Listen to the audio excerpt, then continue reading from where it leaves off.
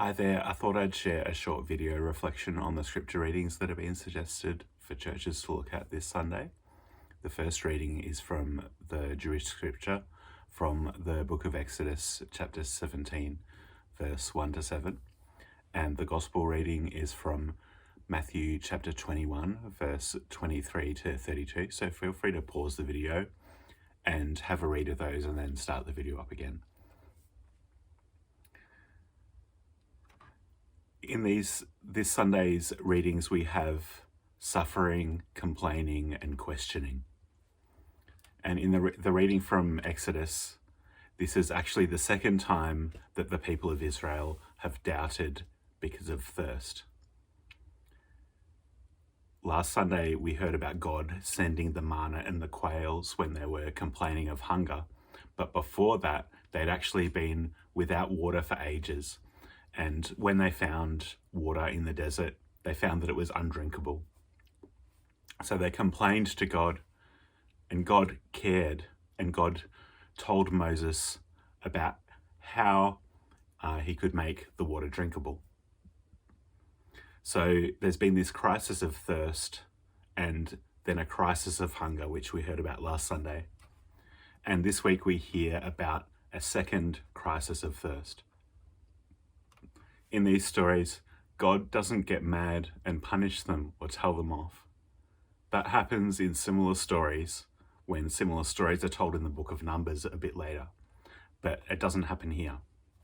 God keeps listening to them and providing what they need. God doesn't appear to be threatened or offended by the people complaining or questioning. It's pretty horrible being thirsty. Even in our society, where water is easy to get, being thirsty can be pretty horrible. A couple of times recently, I've noticed feeling terrible, headachy, tired, unable to concentrate, and realized that while I might have been drinking a heap of coffee, tea, or soda, I haven't been having any water. And the problem is that I'm just thirsty.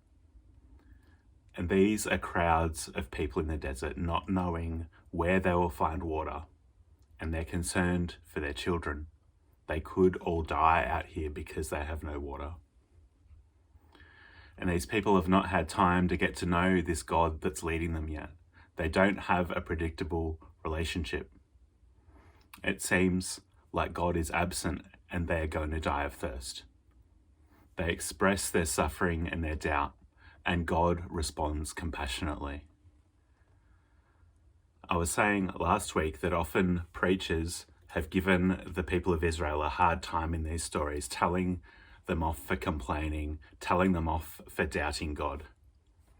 It seems they're always complaining, and they're complaining about thirst, even though God has provided water for them before. Shouldn't they trust God now and trust that God will provide water? I wonder if there's been a tendency to have a go at them because we've often been discouraged for complaining or asking for help. We've often been discouraged from asking for what we need.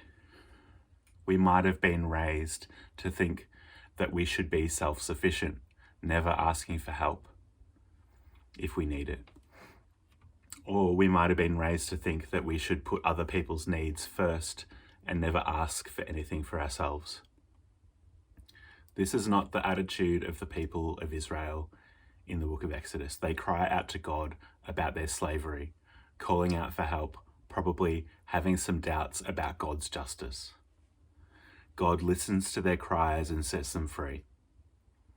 In the desert, they doubt and they complain when they're hungry and thirsty, and God listens to them.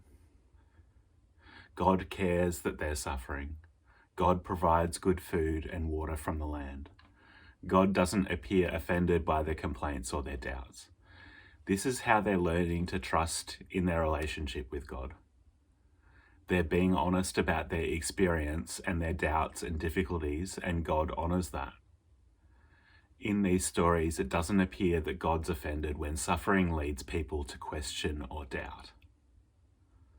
We might also find that we're led to question or doubt God because of suffering. We might question how God could have allowed the suffering of so many Jewish people and others in the Holocaust.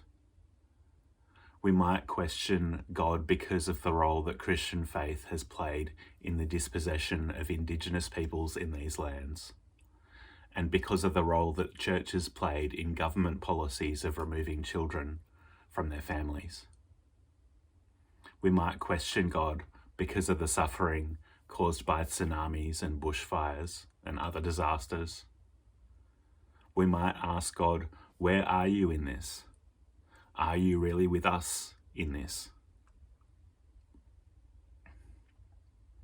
Christians say that Jesus is fully human and fully God, and he appears to be quite enthusiastic about questioning and complaining. In today's gospel reading from the book of Matthew, he's being questioned by the religious leaders of his own Jewish faith, and he has questions for them too. We need to remember that what has just happened before all these questions is that the day before, Jesus has shut down operations in the Jewish temple. He's freed the animals who would have been sacrificed, and he's been bringing people in to the temple who wouldn't have been allowed there. Children and people who are seen as disabled. It says that these folks who weren't allowed in the temple are singing and celebrating there. In the reading that we hear today, it's the day after that, and Jesus has come straight back to the temple. The religious leaders want to know what makes him think he has the authority to do these things. We might say, who gave you the right to do that?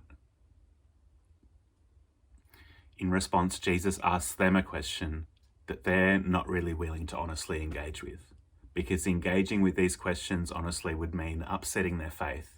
It would mean they have to rethink a lot about their faith and how they lead, who they welcome.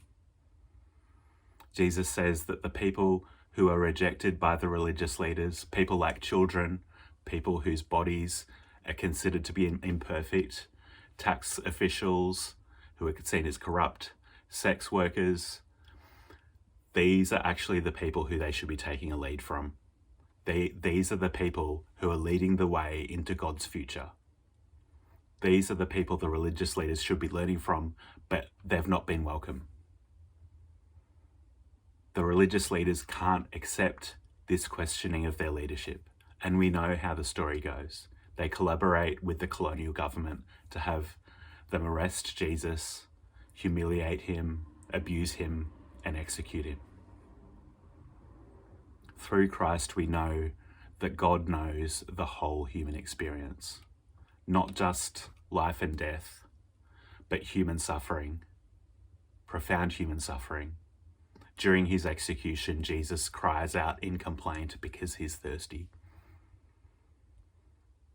He even questions God's presence, accusing God of deserting him. So God knows these experiences. We have permission to voice our questions, our complaints, our doubts to God. We know that God has had these same experiences and has voiced these kinds of questions too, and that he's vindicated in the resurrection. We know that God is not threatened by honest questioning, and that real, honest relationship allows space for these questions.